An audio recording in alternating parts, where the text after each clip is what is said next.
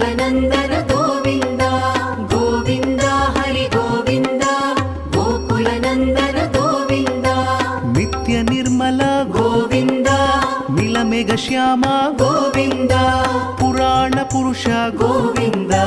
Pundarikaksha Govind Govind Hari Govind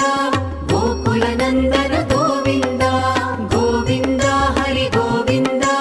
गोकुलनन्दन Govind नन्दनन्दन Govind